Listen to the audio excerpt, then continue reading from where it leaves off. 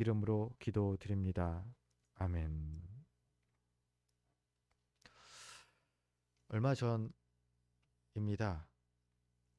그 무심코 이 교회 주차장에서 차를 타기 전에 하늘을 봤는데 하늘이 너무 파란 거예요. 그러면서 이게 딱 눈에 띄는 게 그 대낮이었는데 교회 간판입니다. 주차장에서 보면은 그 간판이 하나 있죠. 5년 전에 달았던 간판인데 5년 5년 사이에 때가 얼룩이 막 생겼더라고요. 이게 낮에 보니 밤에는 이게 그 등이 켜지니까는 잘 몰랐는데 낮에 보니까는 이게 뭐 검은 이게 얼룩이 쭉 내려와 있고 색깔도 처음에 그 선명했던 색깔이 아니고 막 그러더라고요. 아무것도 안 했는데 말이죠. 뭐 누가 거기를 향해서 막 흙을 던졌다. 아니 그런 것도 아니죠. 아무것도 안 해도 그냥 더러워지더라고요. 자동차 매연등 뭐 이게 공해 때문에 이 공기 중에 더러운 이물들이 많지 않습니까? 어쩔 수 없는 거죠. 보통 사람들은 시간, 세월의 흔적이다 이런 말도 쓰더라고요.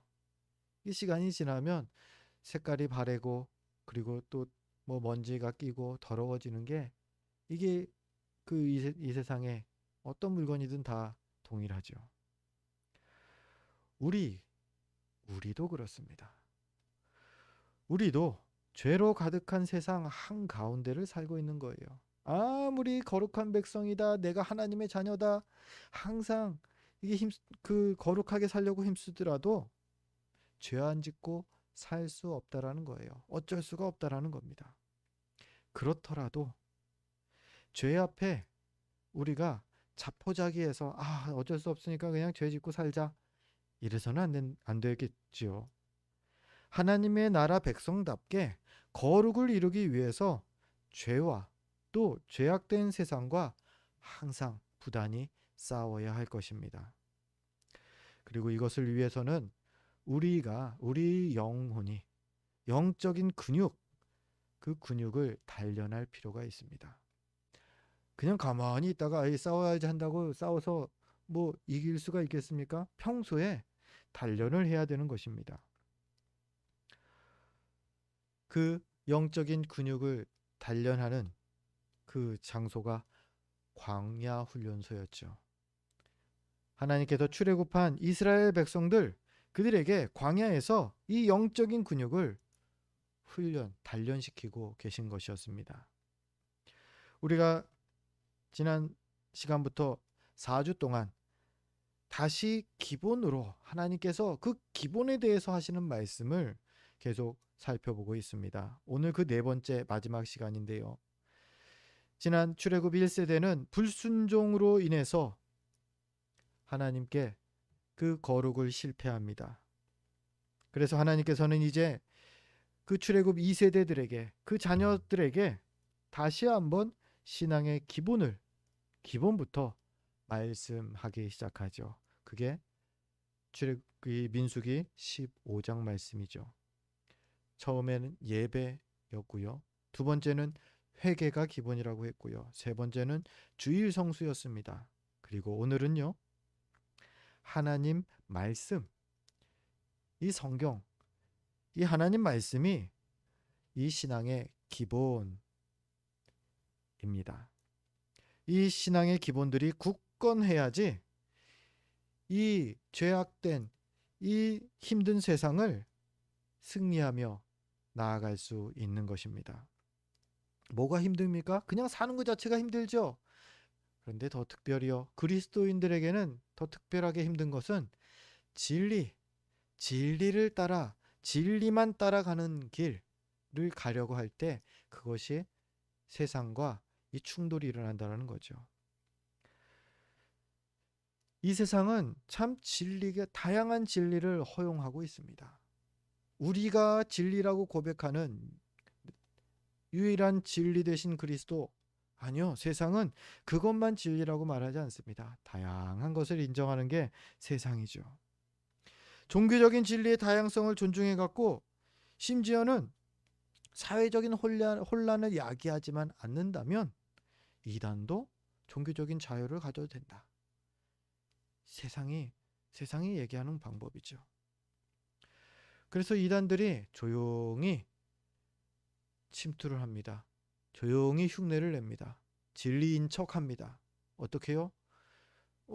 교회 그 앞에 그 간판을 대한예수교 장로회, 아무개 교회, 그냥 장로교 교회라고 딱 간판을 걸고서 모여요. 그런데 가보면 신천지고 막 그렇죠. 다른 진리. 그들은 다른 진리를 말합니다. 우리가 고백하는 온전한 십자가 진리가 아니라요, 다른 진리로 구원을 얘기한다는 겁니다. 세상의 원칙대로 요것도 진리라고 세상이 인정하니까 우리도 그냥 인정하자, 따라가면요 안 된다라는 거예요. 우리는 신앙의 그 잣대로 진리를 온전히 분별하고 힘써야 한다는 겁니다. 진리를 분별하는 것, 그게 힘든 것은 세상과 다르기 때문이죠. 성적인 부분도 그렇더라고요. 세상과 우리가 또 달라요. 보통 기존에는 성별 하면은 어떻게 되어 있습니까? 남자, 여자. 다 이렇게 되어 있죠. 그런데 시대가 많이 변해서요. 우리나라는 아직 그러지 않은데 캐나다 이 경우는요, 조금 다르답니다.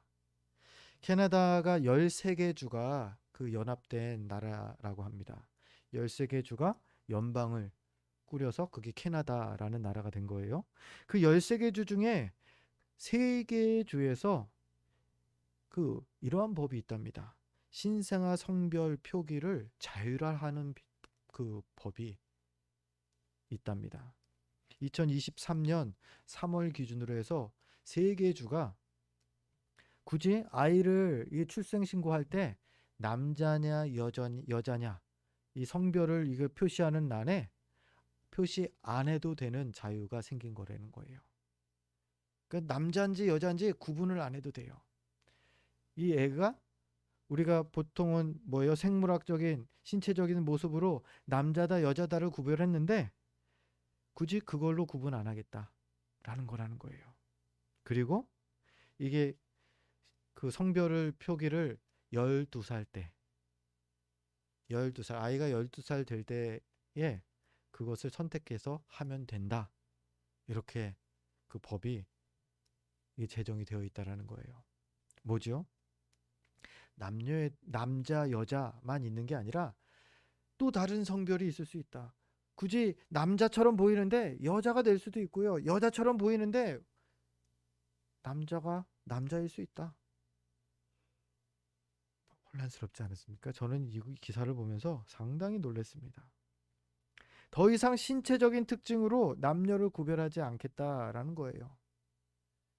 이게 진리를 이렇게 확정적으로 당연히 이러니까 남자고 당연히 여자, 우리가 진리라고 알았던, 당연하다고 알았던 그 진리가 지금 계속 바뀌고 있는 거예요. 모두가 맞다라는 거예요. 이거 틀리지 않고 남자인데 여자라고 해도 되고 여자인데 남자라고 해도 되고 그 시작이 이 캐나다의 이 법이 제정되는 그 처음 시작이 그 차별금지법이 제정되면서 여기까지 진행이 됐다라고 설명을 하더라고요. 차별금지법 얼마나 그 이름 자체가 훌륭합니까? 그렇죠. 차별하면 안 되죠. 뭐가 부족하다고 해서 차별하면 안 되죠. 돈 많다고 해서, 돈이 적다고 해서 차별해도 안 되고요. 학력 때문에 차별해도 안 되죠.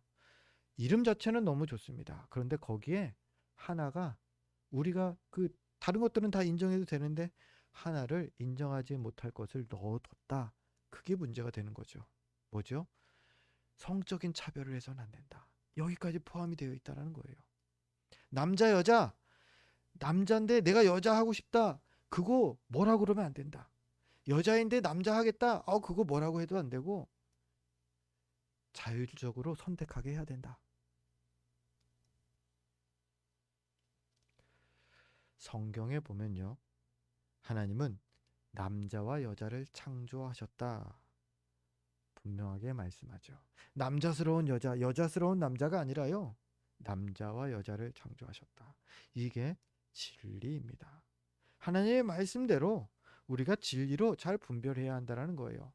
동성애, 아유, 뭐 하고 싶다는데 자기도 하라 그래. 아니요, 성경대로면요, 그것은 잘못된 그 사용, 그것에 해당되는 거죠. 진리를 세상은 다양하다 말합니다.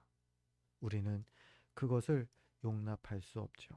또 그런데 세상은요, 이 진리를 교묘하게 왜곡하기도 합니다. 다양하게 인정하는 것 자체가 아니라 진리를, 너네가 이거 얘기하지? 그러니까 요거까지도 진리인 거야. 잘 왜곡합니다.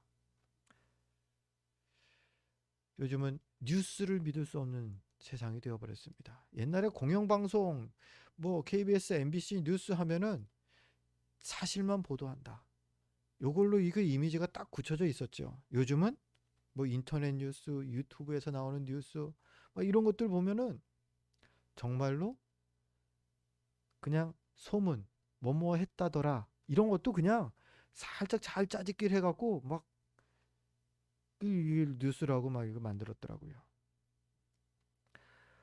진실을 알리는 데는 더 이상 관심이 없고, 자극적인 단어나 무책임한 그러한 내용을 가지고서 오로지 조회수, 그리고 또 수입, 이런 것에만 관심을 가지는 그런 이들을 통해서 믿을 수 없는 뉴스들이 이제 생겨나고 있다라는 겁니다. 적당하게 진실을 왜곡하는 거에 대해서 이 양심의 가책이나 그런 것도 책임감도 안 느낍니다. 참, 진리를 옹호하는 것보다 돈이 우선이 된 세상이 되어버렸죠. 이게 우리가 사는 세상입니다. 진리를 분별하기가 더 어려워진 세상. 이런 세상에서 우리는 그리스도인으로 살아가기로 다짐한, 결단한 이들입니다. 그러기 위해서 앞서도 말씀드렸다시피 진리를 분별하는 것, 이것이 아주 중요한 관건입니다. 그러면 어떻게 분별합니까? 진리를 분별하는 방법, 주님께서는 하나님의 말씀을 그 기준으로 삼아라 말씀하십니다. 말씀으로 진리를 알고 또 진리가 아닌 것을 분별하라는 것입니다. 그래서 이 하나님의 말씀이 우리 신앙의 기본이 또한 되는 것이죠. 누가복음 1장 37절 말씀인데요, 우리 주보를 보면서 함께 읽도록 하겠습니다. 누가복음 1장 37절입니다. 함께 읽습니다. 대저 하나님의 모든 말씀은 능하지 못하심이 없느니라. 하나님의 말씀이 그 우리 신앙의 기본인데, 그 말씀이 어떤 능력이 있느냐? 불가능이 없다. 능치 못하실 일이 없다. 무엇이요? 하나님의 말씀. 어디까지 불가능이 없으신지 몇 가지를 살펴보면요, 첫 번째, 하나님께서 천지를 창조하실 때 말씀으로 창조하셨다라는 겁니다. 하나님의 말씀은요, 천지 만물을 창조하실 만큼의 능력이 있다라는 것이죠. 히브리서 11장 3절이 그 사실을 우리에게 증거합니다. 우리 함께 히브리서 11장 3절 함께 읽겠습니다. 믿음으로 모든 세계가 하나님의 말씀으로 지어진 줄을 우리가 아나니 보이는 것은 나타난 것으로 말미암아 된 것이 아니니라. 아멘. 하나님의 말씀, 그 말씀의 능력은요, 천지 만물 모든 것을, 심지어 인간을 창조하시기까지 하십니다. 그뿐이 아닙니다. 그 인간을 거듭나게 하십니다. 죄로 부패한 인간을 다시 새롭게 하는 그러한 능력이 하나님의 말씀에 있다라는 겁니다. 베드로전서 1장 23절도 우리 같이 함께 읽겠습니다. 너희가 거듭난 것은 썩어질 씨로 된 것이 아니요 썩지 아니할 씨로 된 것이니 살아있고 항상 있는 하나님의 말씀으로 되었느니라. 아멘. 우리 거듭난 것이 어떻게 되었다고요? 하나님의 말씀으로 되었다. 베드로전서 1장 23절이 우리에게 증거하는 바입니다. 하나님의 말씀이 우리를 거듭나게 한다라는 겁니다. 거듭난다라는 게 무슨 뜻입니까? 구원받게 하신다. 우리를 새 사람 되게 하신다. 우리를 하나님의 백성 되게 하신다. 라는 것이죠. 무엇으로요? 하나님의 말씀으로. 그 말씀이 능력이 있는 겁니다. 하나님의 말씀? 제가 창세기 1장 1절을 암송하는데 그 말씀이 나를 구원하지 않던데요. 난 아직도 믿음이 없는데요. 여러분, 말씀은요. 하나님의 말씀은 이퀄 약속이라고 바꾸셔도 됩니다. 하나님의 말씀은 하나님의 약속입니다. 하나님의 세상을 이처럼 사랑하사 독생자를 주셨으니 이는 그를 믿는 자마다 멸망하지 않고 영생을 얻게 하려 하심이라. 이 자체가 약속이에요. 믿는 자마다 멸망치 않고 영생을 주시겠다라는 약속을 주신 겁니다. 무엇으로요? 하나님의 말씀으로. 그렇기 때문에 그 말씀이 우리 신비에 온전히 새겨질 때 우리를 거듭나게 하는 것이죠. 우리에게 믿음을 주는 것이죠. 히브리서 4장 12절 말씀 또한 이런 말씀의 능력에 대해서 증거하고 있죠. 주보를 보면서 히브리서 4장 12절 말씀도 같이 읽겠습니다. 하나님의 말씀은 살아있고 활력이 있어 좌우의 날선 어떤 검보다도 예리하여 혼과 영과 및 관절과 골수를 찔러 쪼개기까지 하며 또 마음의 생각과 뜻을 판단하나니. 아멘. 여러분도 아시다시피 참 바뀌기 어려운 게 사람이죠. 오죽했으면 옛 속담에 3살 버릇이 80까지 간다라는 말이 있겠습니까? 그런데요, 그런 고집스러운 우리들인데 하나님 말씀이 그 마음에 새겨지면 바뀐다니까요. 변화된다라는 말입니다. 죄인이 회개하는 변화가 일어나고요. 평생 가졌던 안 좋은 습관들을 하루아침에 버리는 그런 변화를 체험하기도 한다는 겁니다. 언제요? 하나님의 말씀이 새겨질 때에. 이게 말씀을 통해서 일하시는 하나님의 능력인 것이죠.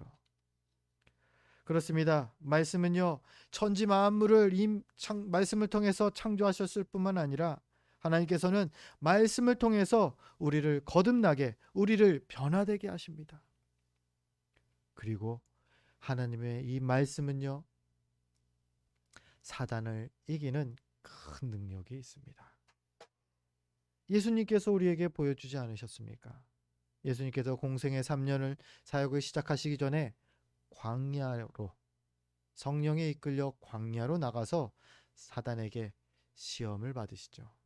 3가지 시험을 받습니다.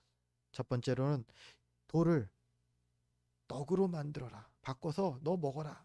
40일 동안 예수님께서 금식하신 이후의 일이기 때문에 얼마나 고프셨겠습니까? 사단이 유혹합니다. 그때 예수님께서 그 사단의 유혹을 어떻게 물리치셨냐? 마태복음 5장 4절을 보니까 신명기의 말씀을 인용하여 예수님께서 물리치십니다. 사람이 떡으로만 살 것이 아니요 하나님의 입으로 나오는 모든 말씀으로 살 것이라. 예수님께서 말씀을 선포하자 사단이, 그 유혹이 끝이 나고 사단이 물러갑니다. 두 번째로 사단이 유혹합니다. 높은 성전에 예수님을 데리고 올라가서 뛰어내려라. 사단이 말합니다. 성경에 보니까 하나님의 아들들, 그 천사들을 보내서 그 아들을 받아준다 말하지 않더냐. 예수님께서 그 사단의 그 유혹에 마태복음 5장 7절에 이렇게 반박하십니다. 주 너의 하나님을 시험하지 말라. 말씀으로, 신명기에 또 나오는 말씀으로 또 그 사단의 유혹을 물리치십니다. 세 번째입니다. 아주 세상에서 큰 높은 산으로 올라가서 사단이 예수님께 말합니다. 나에게 엎드려 절해라. 경배해라. 그러면 이 보이는 천하 모든 만물을 너에게 주겠다. 그때 예수님께서 또 마태복음 5장 10절에서 이렇게 신명기 말씀을 인용하며 사단의 유혹을 물리치시죠. 주 너의 하나님께 경배하고 다만 그를 섬기라. 예수님께서 사단을 어떻게 물리치십니까? 싸우셨습니까? 소리치셨습니까? 아니면은 행동 뭘 하셨습니까? 아니요. 말씀을 선포하셨습니다. 그러자 사단이 말씀 앞에 굴복하고 넘어집니다. 떠나갑니다. 이렇게 죄의 유혹이 우리에게도 찾아옵니다. 특별히 나의 약한 부분을 노리고 찾아옵니다. 강한 거는 굳이 건드려도 넘어질 일이 없으니까요. 나의 약한 부분에 이 사단의 유혹이 찾아올 때에 우리가 이 유혹을 물리치고 이길 수 있는 힘은요, 우리 안에 심겨진 말씀인 것입니다. 우리 안에 심겨진 말씀으로 물리쳐야 하는 것이죠. 그렇지 않으면 패할 수밖에 없습니다. 야 물러가 손으로 막 허우적댄다고 해서 물러가겠습니까? 아니요. 그러면 말씀이 중요하니까, 그러면 유혹이 오기 직전에 아니면 유혹이 왔을 때 내가 요만큼 이렇게 말씀을 이렇게 해야지. 여러분, 세상 공부나 벼락치기가 되지 우리 영적인 근력은요, 이게 벼락치기로 이게 생기는 게 아니에요. 하나님의 말씀, 이 죄의 유혹이 찾아올 때에 말씀으로 승리하기 위해서는요, 평소에 말씀을 우리 신비에 심어놔야 된다라는 겁니다. 새겨야 된다라는 겁니다. 평소에 말씀을 말이죠.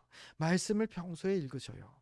평소에 말씀을 들으시고요. 평소에 말씀을 묵상하시기 바랍니다. 오며 가며 묵상하면 그거 뭐 어렵습니까? 하나님 말씀, 오늘 주신 말씀 이거 한 절 뭐 기억만 하고 금방도 기억하죠. 이 주일학교 아이들 그 경우를 잠깐 말씀을 드리면요, 우리 아이들한테 말씀 암송을 시키고 있습니다.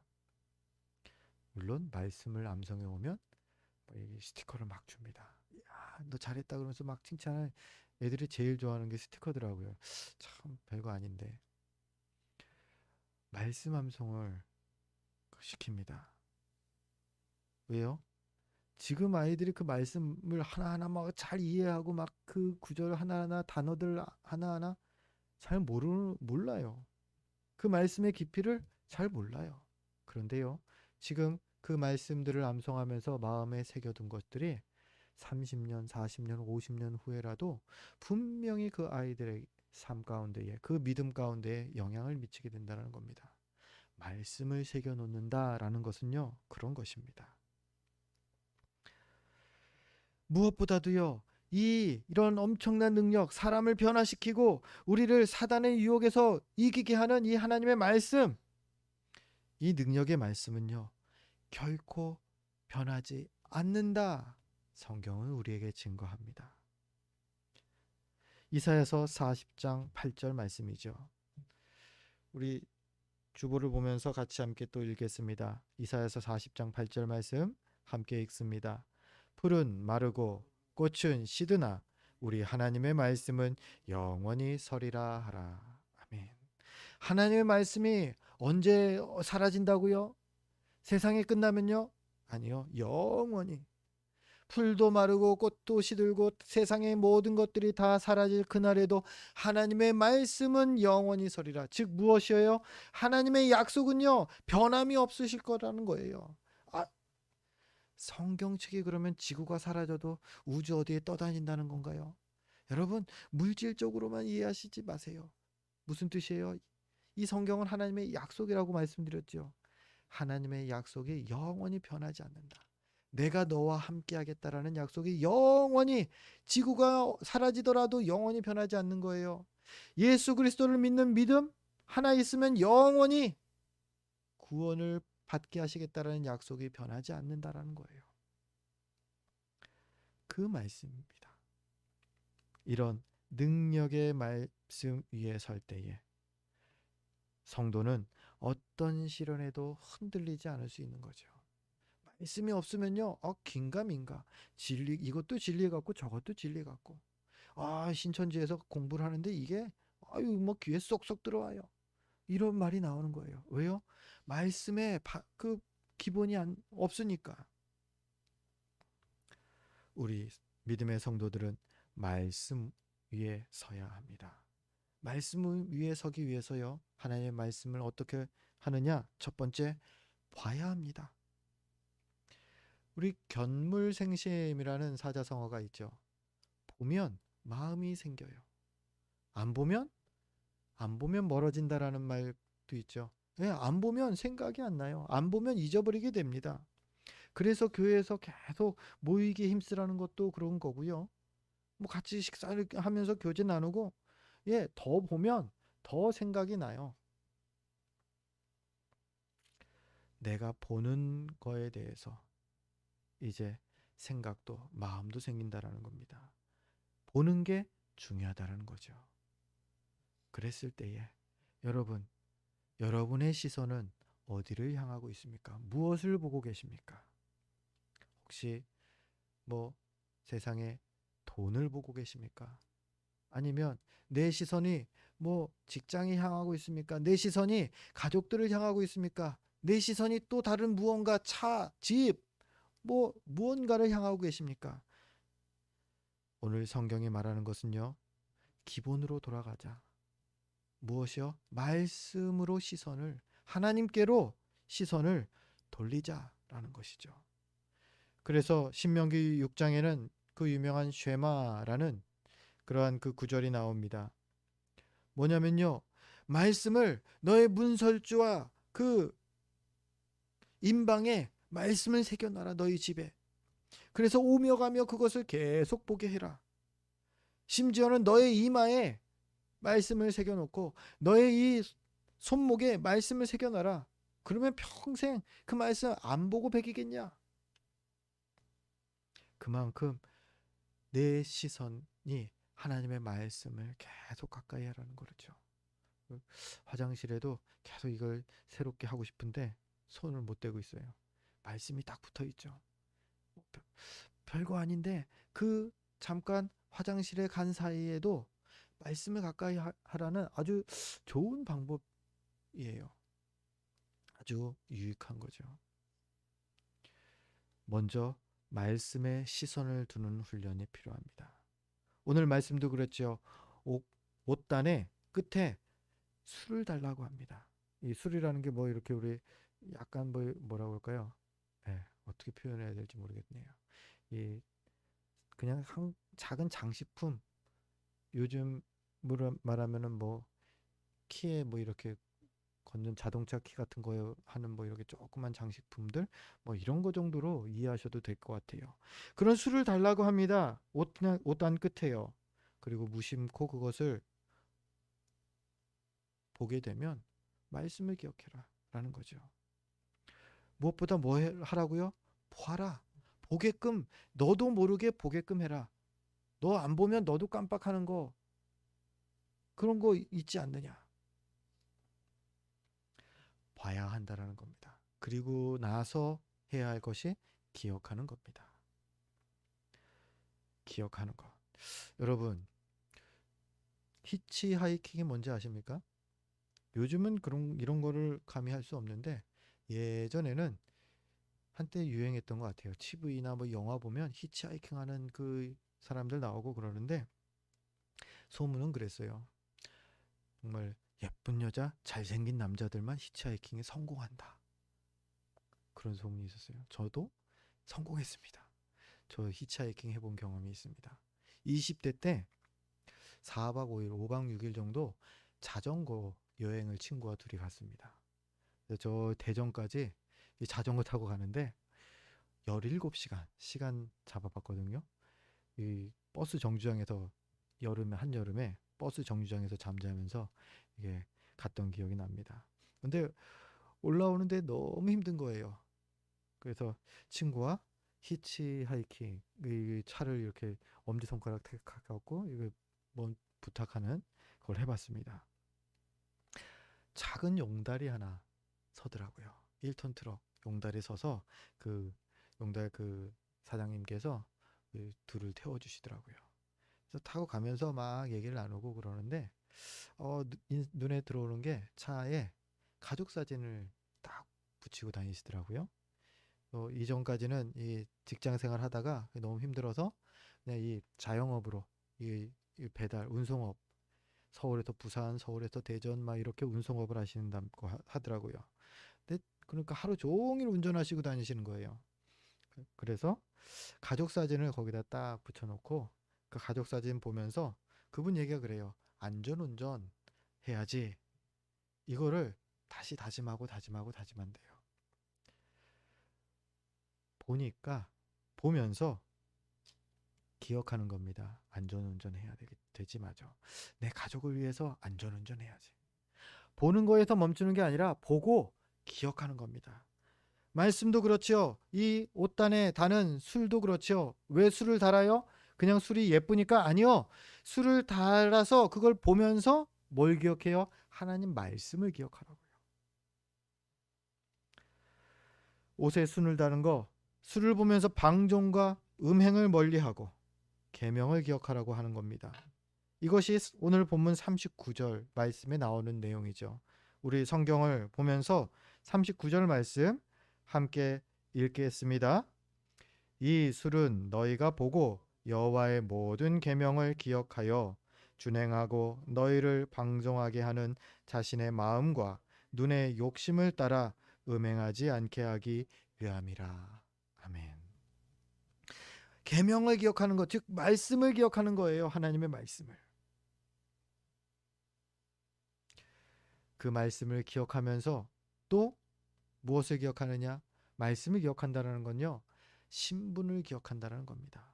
아, 내가 하나님의 선민이지. 하나님의 백성이지. 아, 하나님의 계명을 지키는 하나님의 약속을 받은 백성이지.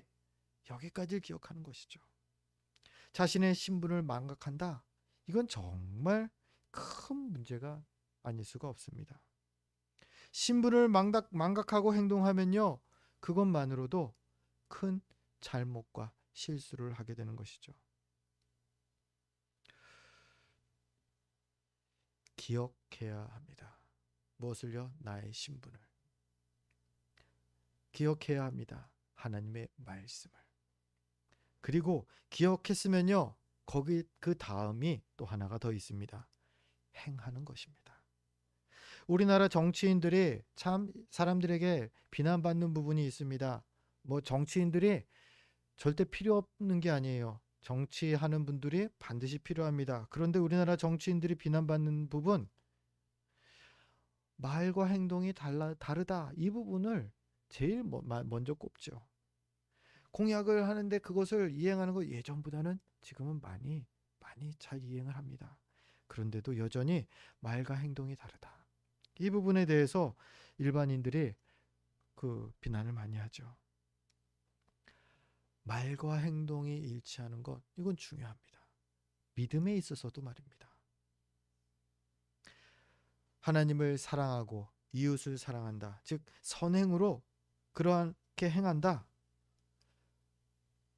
하나님께서 우리에게 말씀으로 명령하십니다. 그것을 보았다면, 그것을 기억한다면 행해야죠. 말씀만 많이 아는 성도들이 있습니다. 머리 큰 성도다 뭐 이런 표현을 쓰죠. 말씀을 많이 읽고 많이 공부합니다. 많이 기억해서 암송을 하면 잘잘잘잘잘 합니다. 그런데요. 그런 성도들을 보통은 아주 위험한 성도다 말합니다. 여기까지만 하는 성도들은요. 왜냐면요.